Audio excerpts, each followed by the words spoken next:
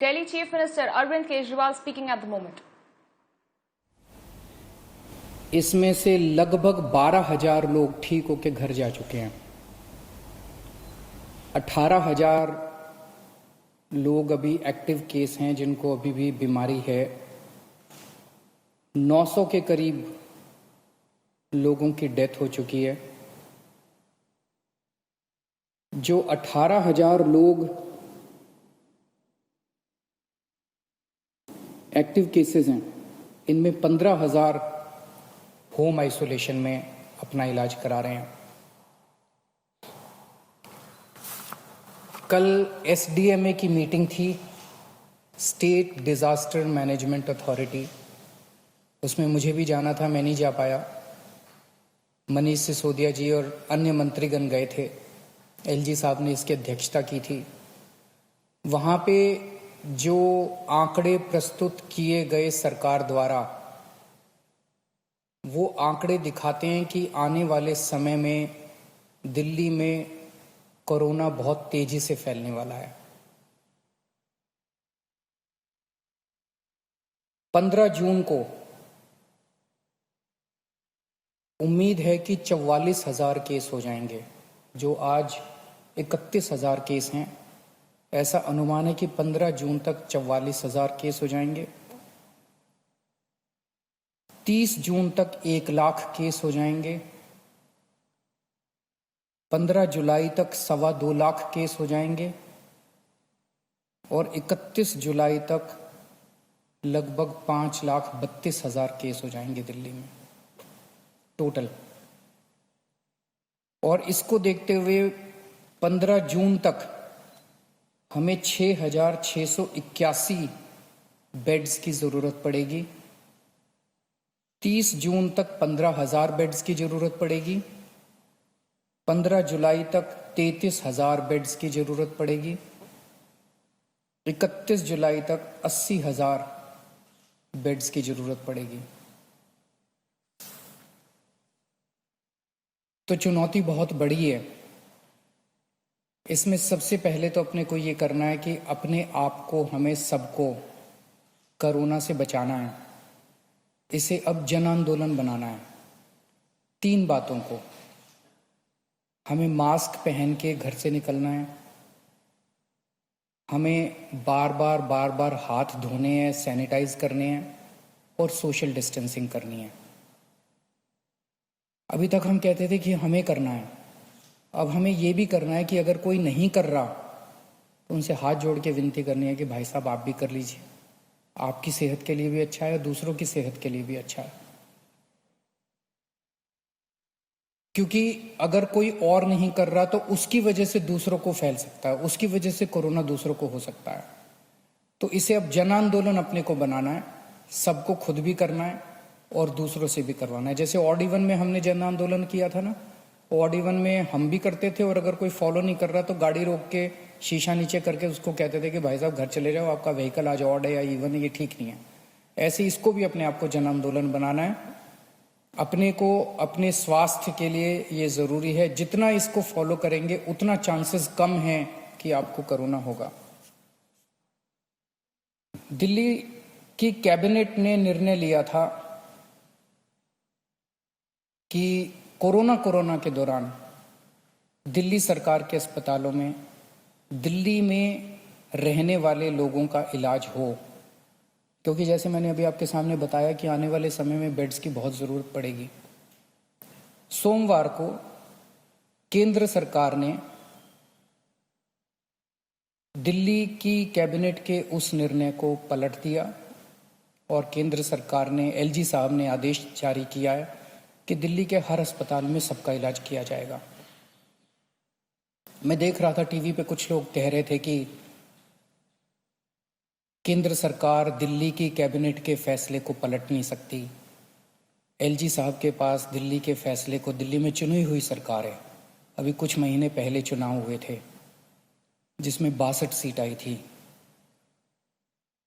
दिल्ली की चुनी हुई सरकार के कैबिनेट के निर्णय को एलजी साहब या केंद्र सरकार पलट नहीं सकते। कुछ लोग ऐसा कह रहे थे। कुछ लोग कह रहे थे कि दिल्ली में खुद इतने सारे केस हो रहे हैं दिल्ली के लोगों को खुद इतने बेड्स की ज़रूरत पड़ेगी। मेरा अब ये कहना है, केंद्र सरकार ने निर्णय ले लिया, एलजी साहब ने आदेश पारित कर दिया। ये समय असहमतियों का समय नहीं है, ये समय एक दूसरे से डिफर करने का समय नहीं है। अब जो निर्णय हो गया केंद्र सरकार का, एलजी साहब ने जो आदेश दे दिया उसको लागू किया जाएगा। एलजी साहब के आदेश को अक्षरशः लागू किया जाएगा, केंद्र सरकार के निर्णय को लागू किया जाएगा। अब इस पे कोई असहमति नहीं करनी, अब इस पे कोई वाद विवाद नहीं करना, अब इस पे कोई लड़ाई झगड़ा नहीं करना। ये सब लोग, मैं जितने सरकार के अंदर भी हैं, जितने पार्टी के लोग हैं, मैं सबको मैसेज देना चाहता हूं कि एलजी साहब के आदेश को लागू किया जाएगा, केंद्र सरकार के निर्णय को लागू किया जाएगा। चुनौती है, बहुत बड़ी चुनौती है, अभूतपूर्व चुनौती है। जैसा मैंने कहा, 15 जुलाई को दिल्ली में 33,000 बेड्स की जरूरत पड़ेगी दिल्ली वालों के लिए। 31 जुलाई को 80,000 बेड्स की जरूरत पड़ेगी। बाहर से कितने लोगों के आने की उम्मीद है? मोटे मोटे तौर पे देखें तो दिल्ली के अस्पतालों में जब कोरोना नहीं था, नॉर्मल टाइम में दिल्ली के अस्पतालों में 50% लोग दिल्ली के बाहर से आके इलाज कराते हैं। तो अगर वो अभी माना जाए तो जितने बेड्स हमें दिल्ली के लोगों के लिए चाहिए, उतने ही बेड हमें दिल्ली से बाहर से आने वाले मरीजों के लिए, हमारे भाई बहनों के लिए चाहिए होंगे। तो 15 जुलाई को दिल्ली के वालों के लिए 33,000 बेड चाहिए, तो सारे मिला के बाहर वाले भी अगर मिलाएंगे तो 65,000 बेड्स की जरूरत पड़ेगी। और 31 जुलाई को 80,000 बेड अगर दिल्ली वालों के लिए चाहिए तो लगभग 1.5 लाख टोटल बेड्स की जरूरत पड़ेगी। बहुत ज़्यादा बड़ी चुनौती है, आसान काम नहीं है। लेकिन इतना मैं कह सकता हूँ कि हम पूरी कोशिश करेंगे, तन मन धन जो बन सकेगा। ये हमारी जिम्मेदारी भी है और ये सेवा का काम है। मैं खुद निकलूँगा, कल से परसों से मैं खुद ज़मीन पे उतरूँगा, मैं खुद जाके स्टेडियम्स को, बैंक्वेट हॉल्स को, होटल्स को तैयार करवाएंगे। हम लोग जितना ज़्यादा से ज़्यादा हो सकेगा हम कोशिश करेंगे। मैं बस इतना कह सकता हूँ कि हमारी कोशिशों के अंदर ईमानदार कोशिश होगी और पूरी कोशिश होगी, कोई कमी नहीं होगी। लेकिन ये विपदा इतनी बड़ी है, ये मुसीबत इतनी बड़ी है, मानव जाति के इतिहास में शायद इतनी बड़ी विपदा कभी नहीं आई। हमारे काम में 100 कमियां रह सकती हैं, लेकिन हमारी नीयत में और हमारी कोशिश में आपको कमी नजर नहीं आएगी। मैं पड़ोसी राज्यों से भी, वहाँ की सरकारों से भी निवेदन करता हूँ, अपील करता हूँ कि वहाँ समुचित व्यवस्था करें अपने अपने बेड्स के लिए और मरीजों के लिए। कर भी रहे होंगे, मैं किसी को दोष नहीं निकालना चाहता, कर भी रहे होंगे ताकि कम से कम लोगों को दिल्ली आने की ज़रूरत पड़े। इस दौरान मैं देख रहा था कि मीडिया वाले बहुत अच्छा काम कर रहे हैं। मैं मीडिया को सैल्यूट करना चाहता हूँ, मैं मीडिया को साधुवाद, धन्यवाद देना चाहता हूँ। आपने हमारी जो कमियां रह जाती हैं, आप रोज हमारी कमियां बताते हैं और वो कमियां हमें सीखने का एक मौका देती हैं। आपने हमारे ऐप में इतनी सारी कमियां बताई, उन कमियों को पिछले 1 हफ्ते के अंदर हमने काफ़ी दूर किया है। अभी भी कुछ कमियां हो सकती हैं, आप प्लीज़ हमें ज़रूर बताइएगा। काफ़ी कमियों को ऐप में दूर किया, लेकिन अभी भी जो कमियां हो हमें ज़रूर बताइएगा। मैं देखता हूं कि लगभग हर चैनल पे कुछ पेशेंट्स को या पेशेंट्स के रिश्तेदारों को, दोस्तों को, वो किस तरह से बताते हैं कि कई अस्पतालों में गए, मैं पहले इस अस्पताल में गया, मैं इस अस्पताल में गया, मैं इस अस्पताल में गया, मुझे इलाज नहीं मिला, मुझे बेड नहीं मिला। मैं सोच रहा था कि टोटल कितने 10, 12, 15 चैनल होंगे। उन 15 चैनलों पे 15 या 20 केसेस बताए जा रहे होंगे। लेकिन ऐसे लोगों की संख्या जिनको तकलीफ हो रही है, जिनको बेड नहीं मिल रहे, उससे कहीं ज्यादा है। केवल 15-20 लोग नहीं है जो टीवी पे आए। लेकिन मैं आपकी जानकारी के लिए बता दूं, पिछले एक हफ्ते में एग्जैक्टली 8 दिन में दिल्ली के अस्पतालों में 1900 लोगों का एडमिशन हुआ, 1900 लोगों को बेड मिले हैं दिल्ली के अस्पतालों में। और आज 4200 बेड अभी खाली हैं। लेकिन ये 4200 बेड मोस्टली सरकारी अस्पतालों में खाली हैं, प्राइवेट के मोस्टली भर गए हैं। उसका भी इंतजाम कर रहे हैं, कोशिश कर रहे हैं। लेकिन पिछले 8 दिनों में 1900 लोगों को बेड मिले। लेकिन एक तरफ जहां 1900 लोगों को बेड मिले, वहीं कम से कम 150-200 लोगों को बेड के लिए धक्के भी खाने पड़े।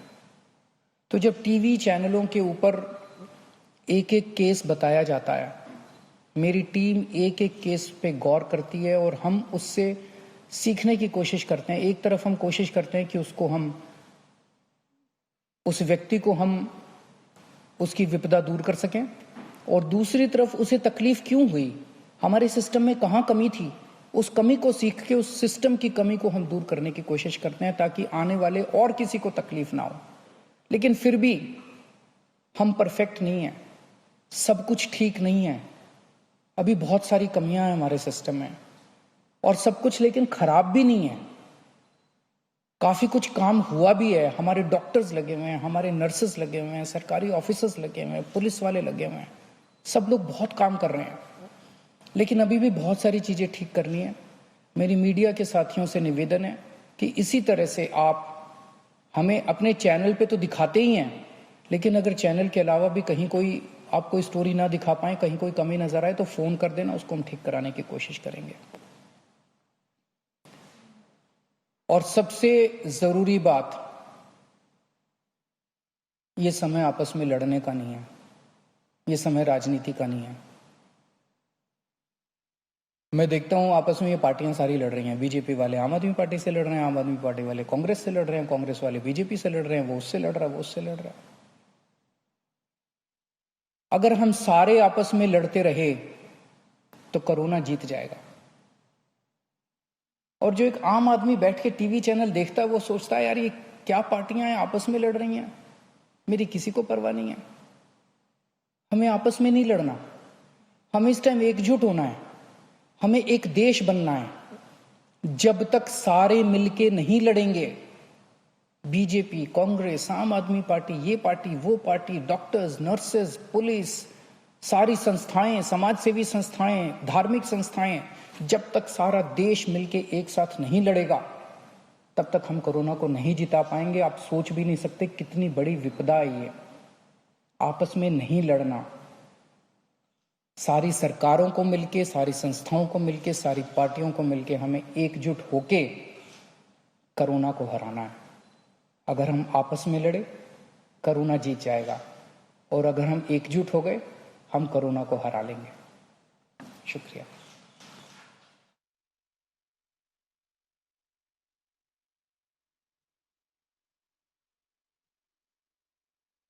All right, that was Delhi Chief Minister Arvind Kejriwal there speaking on a whole host of issues, including the big concern on how there are going to be a number of cases that are increasing in the national capital. But the big statement, of course, coming in with Delhi Chief Minister Arvind Kejriwal very clearly saying that the LG order on the Delhi hospitals will be implemented, and this is not the time right now to play any kind of politics, and the Delhi government on its behalf will be doing everything that is possible to ensure that the spread of coronavirus can be contained.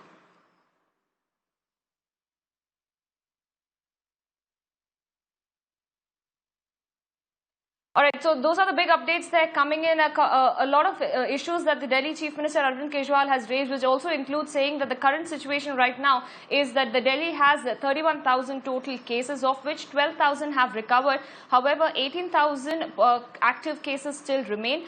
But the more concerning aspect is regarding the entire projection that the Delhi Chief Minister has given out, saying that by 30th June we are looking at somewhere around 1 lakh cases that could be increasing in the national capital, for which there is a requirement of 15,000 additional beds at this point. In addition to that, by 31st July there is an estimate of 5.5 lakh cases, for which again there would be a requirement of 80,000 beds that is needed. So all efforts right now are being put in place to increase the health infrastructure in the national capital by ways of increasing the number of beds at this point, which also includes the suggestions that have come in of increasing the number of beds by utilizing the stadiums in the national capital. Another important aspect that Arvind Kejriwal highlighted is asking and appealing every citizen right now to follow three main aspects: wearing the mask, washing of the hands, and social distancing every time they step out. Let me bring in my colleague Ayushman for further updates on this. Ayushman, the big takeaway right now is, of course, the Delhi Chief Minister there making it very, very clear that the LG order on the Delhi hospitals will be followed, and this is not the time right now to play any kind of politics. Well, there was a constitutional reference to that, Apurva, that order that came from LG office. So, nonetheless, nothing could have been done on that as well. Delhi Chief Minister Arvind Kejriwal clearly highlighting the fact that from tomorrow or day after tomorrow, he will be going on ground to ensure that stadiums are getting ready to be made into makeshift hospitals where oxygenated beds will be kept there, and also banquet halls will also be taken in possession by the Delhi government, and there the bed facility will improve. Now, important point one which Arvind Kejriwal made here, Apurva, was of the beds number. Now, the estimate which the Delhi government was talking about yesterday, he said it was only about people who are residing in the national capital. So, 80,000 beds are necessary for people for the national capital. Now, if you add the influx of people who are coming from other states, the bed number requirement is about 1.5 lakh. And the cases, active cases also increases significantly. So clearly he advised people not to get panic, to get through touch via different medium that is available, follow social distancing norm, and also most importantly help the government in whichever possible way that people can support. But currently the big takeaway is that Arvind Kejriwal has said that from day after tomorrow, he too will be going to ensure that the decisions which have been taken by the LG, they are getting implemented on ground. The stadiums, the banquet halls, they are getting isolation beds or not.